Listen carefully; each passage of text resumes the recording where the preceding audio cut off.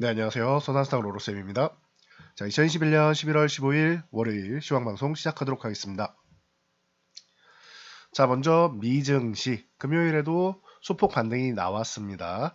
최근에 워낙 잘 상승하면서 멋진 모습을 보였었기 때문에 잠시 2보 전진을 위한 1보 후퇴, 잠시의 휴식은 필요하다 말씀드렸고, 휴식을 취하는 정도 모습이었습니다, 지난주는. 그래서 다시 한번 힘을 모아서 또 출발할 수 있는 모습 정도니까 아직까지는 35,800 정도, 이 정도만 유지해준다라고 하면은 아직까지는 쉬는 구간이다 생각하시면 됩니다. 자, 나스닥도 같이 쉬었는데 21선 지지력 테스트 받고 15,800포인트를 또 바로 회복해 주는 모습입니다. 다우지수도 이렇게 쉬었다가 바로 또 이제 올라오는 모습인데, 미증시는 걱정할 게 없다. 미증시는 그동안 디폴트 우려감이니 셧다운 우려감이니 테이퍼링이니 불확실성이 굉장히 대두됐었는데, 이 부분이 다 해소가 됐다. 불확실성을 해소가 됐고, 인프라 투자 법안 같은 경우도 통과가 되면서 전체적으로 미증시는 이제 불확실성은 대부분 해소됐다.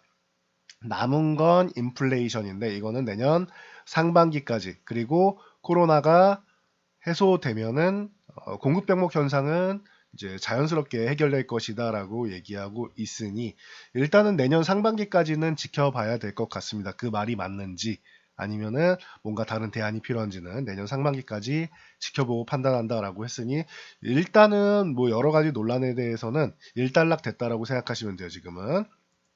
자, 그래서 우리나라 증시가 그동안 너무 약했었기 때문에 굉장히 속상하실 수 있다 말씀드렸는데, 단 우리나라 증시는 이 11월 옵션 만기일까지는 크게 기대감이 없다. 정말로 많이 올라가 봐야 요 3050이고 아래로 내려면 2900이다 말씀드린 다음에 레인지를 조금 좁히면서 말씀드렸는데, 그 좁혀진 레인지 안에서 하단 정도까지 내려왔습니다. 그리고 만기일 이후부터는 바로 금요일부터 좋아질 가능성, 그리고 1차 시나리오고, 그리고 만약에 조금 더 이제 개인 투자자분들을 괴롭히면서 질질 끌고 간다고 하면은 이번 주 중반 정도부터는 반등 나오지 않겠느냐, 이렇게 말씀을 드렸었는데, 금요일부터 해가지고 바로 그냥 반등이 나왔습니다. 만기일 다음날부터 해가지고 반등이 나와서 오늘까지 이틀 연속 멋진 모습을 보여주고 있습니다. 봉으로 치면 양봉으로는 이제 목요일부터 해서 3일 연속 양봉인데, 목요일 같은 경우는 개파락 나온 다음에 이제 올라온 것이고, 이틀 연속 이제 잘해주고 있다. 이제 한 3,000포인트를 이제 앞두고 있는데, 3,000포인트는 단위적인 측면에서 의미를 갖는 것이지, 이 코스피 같은 경우는 3,050포인트를 회복하는 게 중요하다 말씀드렸어요. 일단은 이 3,050까지는 회복해 줘야 적어도 최소한 중립 구간까지 갈 가능성에 대해서 논할 수 있는 것이고, 이 코스닥 같은 경우는 굉장히 강하다라고 말씀드렸어요. 그 코스피에 비해서는 더 안정적이고 1020포인트만 넘어와도 강세 구간으로 접어드는 거다 말씀드렸습니다. 1020포인트를 오늘 거의 2% 상승을 보이면서 1030포인트 가까이 올라오면서 1020포인트는 제압하는 모습입니다. 그래서 코스닥은 이제 좀 안정적으로 움직일 가능성 충분하지 않겠느냐. 1020포인트 흔들기 정도는 나와도 유지만 잘해준다라고 하면은 다시 한번 기존의 전고점 부근도 돌파 시도하는 것 충분히 가능하다라고 봅니다. 그래서 계속 말씀드린 게, 수급 동향을 여러분들이 보시면 그동안 외국인들이 우리나라 주식을 매수할 수 있는 여건이 아니다라고 말씀드렸습니다. 그리고 11월 만기일 이후에는 적어도 12월까지 저평가되어 있는 종목들을 조금 끌어올리는 수익률 맞추기 정도는 나올 수 있다 말씀드렸는데, 외국인 수급이 연속적으로 개선이 되고 있죠. 하루짜리면 모르겠는데 이틀 정도 나왔으니까 그래도 확률은 조금 더 높아지고 있다라고 보시면 될 것 같아요. 그래서 코스피 주식도 오늘 4천억 정도 매수가 나왔고, 코스닥은 700억. 코스닥은 걱정할 게 없다. 기존에도 매수 매도를 반복했지만 매수가 조금씩 쌓여가고 있다 말씀드렸습니다. 선물은 1800계약, 큰 규모는 아닌데 옵션 동향에서 양매도가 나왔지만 콜옵션 매도가 좀 많은 것은 이제 선물 매수하고 이제 같이 상쇄된다라고 생각하시면 될 것 같아요. 그러면 적어도 오늘은 이제 전체 포지션이 이제 합성으로 보면 상승 포지션이고, 이제 이 선물 옵션 동향만 봐도 중립 이상 정도는 된다라고 보시면 됩니다. 그래서 여전히 코스피보다는 코스닥이 좀 더 강하다. 코스피도 이제 강해지는 시기는 맞다. 수익률 맞추기를 하면서 이제 밀려있던 종목들, 쉬고 있던 종목들이 올라오긴 할 텐데, 수익률 측면에서는 여전히 코스닥이 더 유리할 것이다. 왜?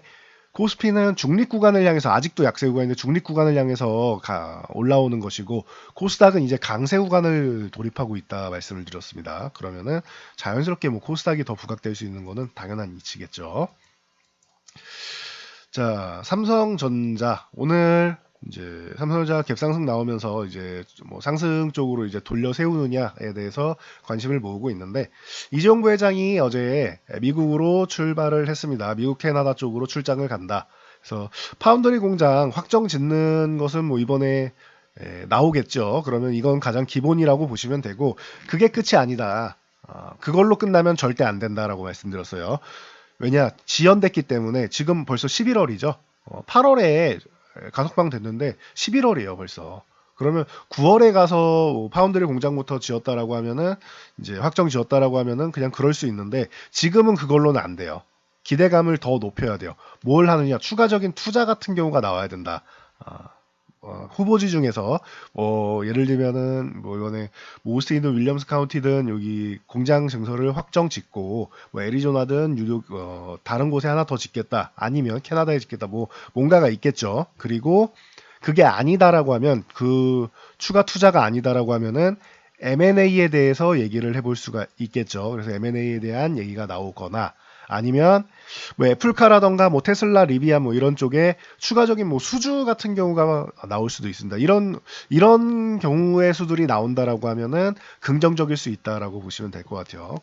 그런 게 나와야 이런 방금 말씀드린 한 세 가지 추가적인 투자, 뭐 M&A 아니면은 추가적인 수주 이런 부분이 나와야지 삼성전자 좀 더 강하게 치고 갈 수 있다. 생각하시면 됩니다. 그리고 반도체 쪽은 이제 10월 월간 수출입 현황 쪽을 살펴보면은 6개월 연속 100억 달러를 돌파했습니다. 16개월 연속으로 수출이 증가하고 있다라는 거 여러분들이 참고하시면 될 것 같아요. 업황은 뭐 그렇게 지금 뭐 힘들지 않다라는 거.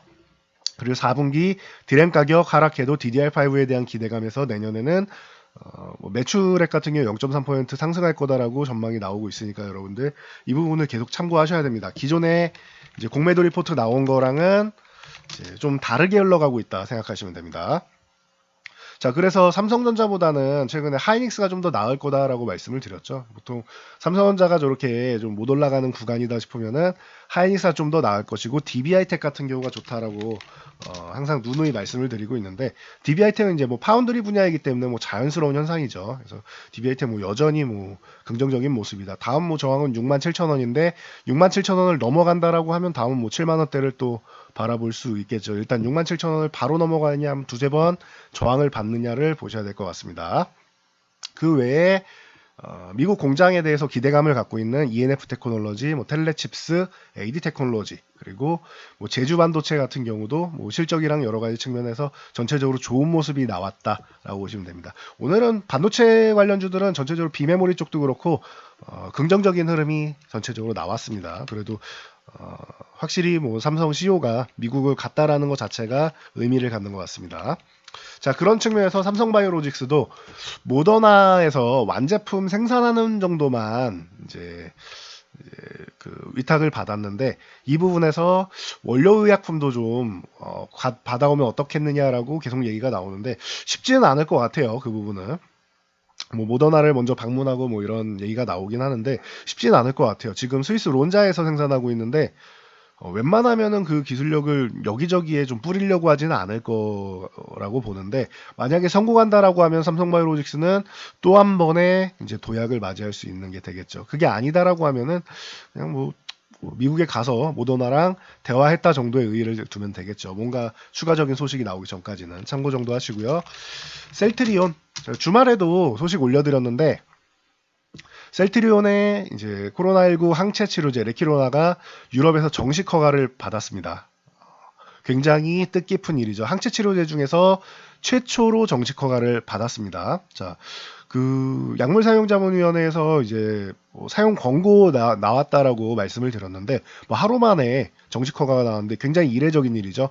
보통은 한 달에서 두 달 정도가 이제 권고한 다음에 한 달에서 두 달 정도 이제 승인까지 시간이 걸리는데 기존부터 이제 뭐 상황에 따른 이제 뭐 시기적으로 좀 빨리 뭐 진행할 필요도 있었고, 그래서 셀트리온 같은 경우는 지금 뭐 바로 뭐 회복되는 모습입니다. 그래서 이제 셀트리온은 그동안 공매도에 시달리면서 좀 과하게 밀려 있었는데 이 부분을 좀 해소하면서 쇼커버링이 나오면서 좀 다시 한번 제자리를 주가가 찾아가는지 한번 확인해 볼 필요가 있을 것 같습니다.